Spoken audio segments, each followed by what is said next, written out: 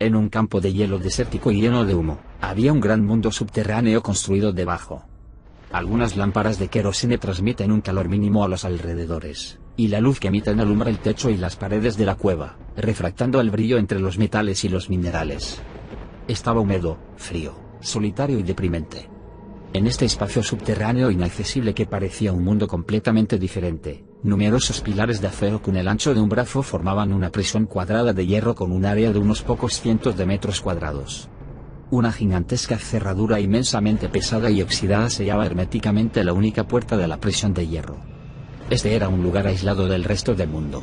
Era un lugar donde la luz del sol no se podía ver durante todo el año. Tampoco se podía inhalar aire fresco por dentro. La humedad fría y subterránea podría erosionar sin parar, o incluso tragarse el alma de alguien. Sin embargo, en la prisión de hierro, había alrededor de 10 figuras delgadas y pequeñas acurrucadas en diferentes lugares de la prisión de hierro. Algunos yacían en el suelo, otros se sentaron ahí mientras se abrazaban las rodillas, mientras que los otros se apoyaban contra las columnas de acero de la prisión. Eran un grupo de niños y niñas que parecían tener alrededor de 10 años. Todos vestían camisas grises de manga corta y pantalones cortos en sus demacrados cuerpos. No había comida, lo único que les permitió sobrevivir fue simplemente el agua subterránea que ocasionalmente goteaba de las estalactitas. Después de días de sufrir frío y hambre, muchos de los niños estaban a punto de colapsar. Más horripilante, no había ningún sonido en el mundo subterráneo, y tenía una atmósfera espeluznante y oscura. Incluso los adultos se sentirían inseguros y oprimidos después de permanecer en el espacio aislado por un largo tiempo, sin mencionar que era una prisión de hierro helada. La sensación de desesperación surgiría repetidamente. Hace 2 días, todavía había niños que sollozaban por no poder reprimir el miedo en sus corazones. Sin embargo, esos niños que gastaron la mayor parte de su energía habían terminado su combustible por mucho tiempo. Entre los 10 o más niños, los que yacían en el suelo eran en su mayoría cadáveres fríos.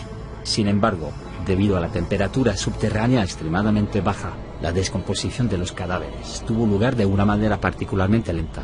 Simplemente estaban en un estado rígido. Al estar en el subterráneo, que carecía de luz solar y luz de luna, ninguno de ellos sabía cuánto tiempo había pasado. Poco a poco, los 10 niños restantes se convirtieron en los últimos que estaban vivos. En la enorme prisión de hierro, nadie estaba hablando mientras la respiración de todos se hacía extremadamente silenciosa. Esto fue porque sabían que, si querían seguir viviendo, no podían perder ni la más mínima cantidad de energía.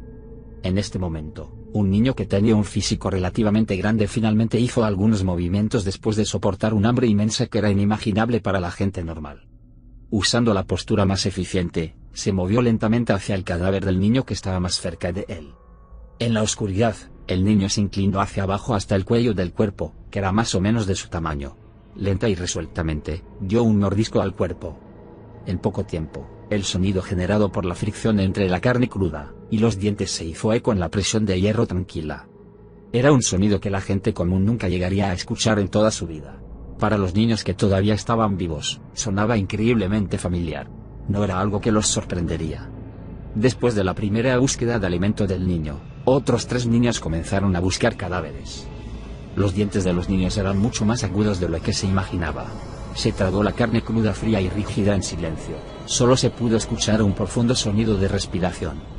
Después de tragar algunos bocados de carne ensangrentada, el niño recuperó lentamente la energía, haciendo que su sonido de morder fuera más fuerte. En un rincón de la prisión de hierro, otro niño ya no podía soportar su hambre. Movió sus extremidades y se subió a 2 cadáveres que estaban más cerca de él. Uno de los cadáveres era una niña, mientras que el otro era un niño. Habían estado tumbados en el suelo por más de un día sin moverse. El cuerpo de la niña era pequeño y delgado en comparación con el del niño. Sin embargo, en tal situación, si era una niña o un niño no hacía la diferencia. Ambos eran comida. El chico no se molestó en elegir. Tomando su saliva que se había amargado, abrió la boca y se inclinó hacia abajo para masticar el cadáver de la niña. De repente, el niño sintió algo anormal. Sin embargo, ya era demasiado tarde en el momento en que sintió que algo andaba mal. El cadáver de la niña que se suponía muerto se volteó violentamente y extendió su palma, que era tan delgada como un hueso cerca de la sien del niño.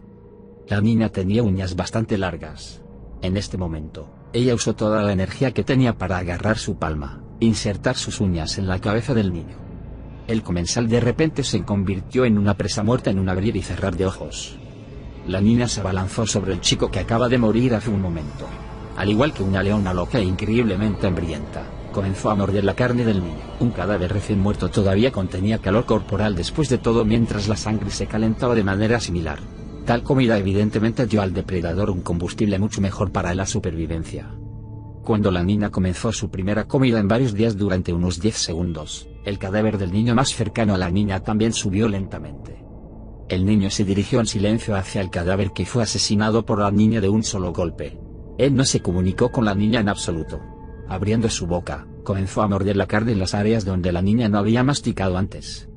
La chica parecía que no estaba sorprendida. Aparentemente, ella sabía que el niño estaba simulando su muerte antes, para esperar a una presa cálida. Se ocuparon de sus propios asuntos mientras devoraban el cadáver y bebían la sangre caliente. Como todo era carne cruda, que era increíblemente difícil de masticar, los dos básicamente se lo tragaron sin morder mucho. Su comida duró casi una hora antes de que finalmente dejaran de comer. Actualmente, sus caras y manos estaban empapadas en sangre. El cuerpo que antes estaba caliente ya había comenzado a liberar un hedor. Sin embargo, dado que se comían muchos cadáveres en la prisión de hierro, el olor se había difuminado por mucho tiempo en el aire. Los dos volvieron a sus rincones en la prisión. En la oscuridad, los dos apenas podían verse las caras. Ambos tenían el cabello desordenado, mientras que sus ojos tenían una mirada cautelosa, como de bestia, como si estuvieran listos para lanzar un ataque. Los dos niños sabían que el otro era más hábil en este tipo de entrenamiento de supervivencia. Si cualquiera de ellos le da una oportunidad al lado opuesto, terminan siendo una presa. En una condición tan innecesaria, pelear cara a cara era evidentemente irracional. Como resultado, la defensa fue la mejor opción. Una vez que se sentaron, sus miradas no se habían alejado de las caras del otro. Después de una cantidad desconocida de tiempo, la luz entró en la prisión de hierro desde la puerta. Cuando la luz brilló sobre los dos, lentamente giraron sus cabezas para mirar la fuente de luz. Una voz pálida y fría resonó en el idioma ruso para registrar los resultados. 2 sobrevivieron de 57 sujetos, el número 13 y el número 17.